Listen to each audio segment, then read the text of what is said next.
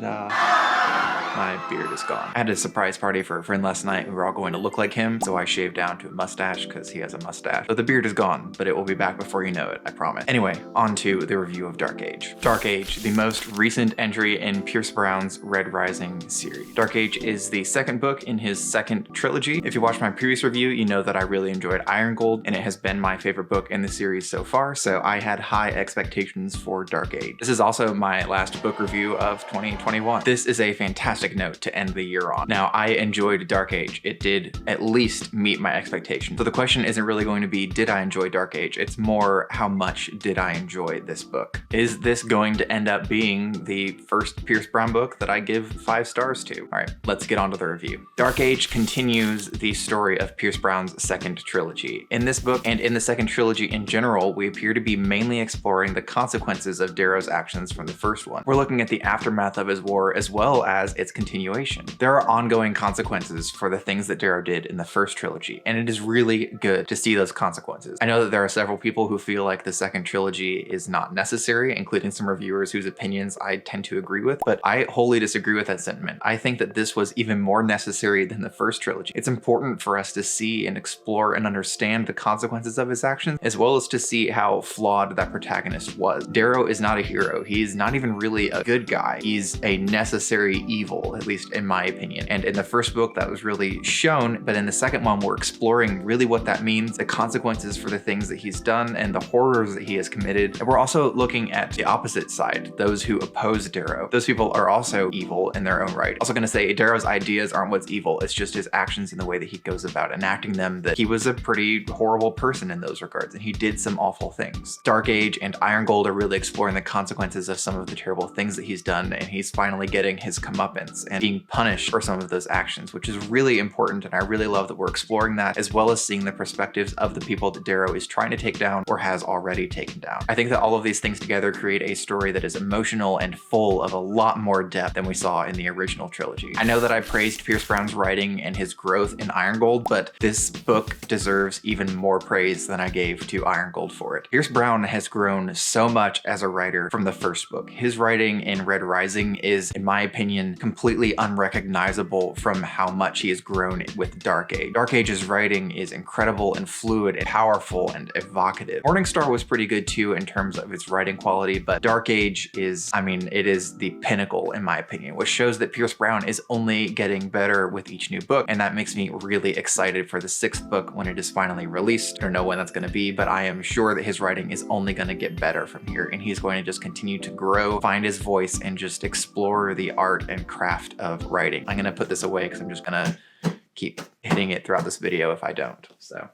When I heard praise for Red Rising, most of the praise was directed at the book's characters. People just seemed to love the characters of Red Rising and they gushed about them. But when I read it, I didn't really connect with any of the characters except maybe Severo, although even Severo didn't become a real favorite of mine. I didn't really enjoy his character until Golden Sun, when he started to become a little bit more of a standout. But Morningstar continued to kind of evolve some of those characters, and I fell in love with Ragnar and Severo. But then we get to Iron Gold and we have more characters to love and explore. And I found a new favorite in Ephraim, one of our viewpoint characters. He continued to be my favorite throughout Dark Age. Ephraim was just incredible, so much fun to follow. I love the roguish archetype personally. It's just one of my favorites in almost any series, and Ephraim really captures it very well. His sarcasm and kind of snottiness, the complex depth of his character as well because of some of the losses that he's gone through, particularly from the original trilogy, I just really enjoyed. And now more than ever, I would really love a sort of filler story between Morningstar and Iron Gold from Ephraim's perspective. I think that I would really enjoy that a lot. So Pierce Brown, please make that happen if it is on the cards. I would love to read something like that. Ephraim is just a lot of fun to explore, either from his perspective or from the perspective of other characters. He is definitely my favorite viewpoint character, but that said, I also found myself enjoying characters that I didn't really like so much in Iron Gold, specifically Lyria, whose chapters in Iron Gold didn't really mean a lot to me and didn't resonate, and I kind of just couldn't wait for them to be over. In Dark Age, Lyria's chapters are very interesting, and some of the best moments moments in the book happen from Lyria's perspective. She's really come into her own, and I've come to appreciate her perspective more than I did in Iron Gold, which is really awesome. Also, the chapters from Virginia's perspective in this book were an excellent addition and helped see some more of the political movements of the book. And yeah, I know political movements don't sound that exciting, but Pierce Brown makes them exciting and makes you excited for them. Pierce Brown just did a wonderful job with the characters in this book and very carefully chose the characters that he wanted to follow. I don't want to get into too many spoilers, but I will say Ephraim was definitely my favorite, and Darrow was actually kind of my least favorite character to follow in this book. Not because his chapters were bad or even because I didn't like them, but just compared to the other characters, I felt like everyone else added a lot more depth and well-roundedness to the story that Darrow didn't really bring this time around, which is perfectly fine. Darrow isn't really the main character anymore. He is a main character and he is an important part of the war, but I don't even think that he had that many chapters in this book. I'd have to go back and count them, but I'm pretty sure that he had either the fewest or second fewest amount of chapters in this book because it's just not really focused on Darrow. It's really focused on Ephraim and Lyria for the most part, which I was totally fine with because I really enjoyed their perspective. I want to praise some of the riveting scenes in this book. In Golden Sun, we get the Iron Rain at the end of the book, which was probably my favorite moment from the original trilogy. In Dark Age, we get a lot of moments that completely blow that one out of the water. There are just some amazing scenes, especially showdowns between two characters. I just loved them so much, and Pierce Brown painted these mental pictures that were absolutely excellent. I loved especially the third act or so of this book when we started seeing some really intense and fantastic moments. Additionally, even midway through the book, we get a scene that is very powerful and emotional, and just it induced anxiety and tension, and in a couple of cases there were a couple of tears shed. Congratulations, Pierce Brown, you got me to cry. Not that it takes a whole lot for a story to get me to cry, but I hadn't really been all that emotionally invested in the story even toward the end of Iron Gold, but in Dark Age I got emotionally invested, and then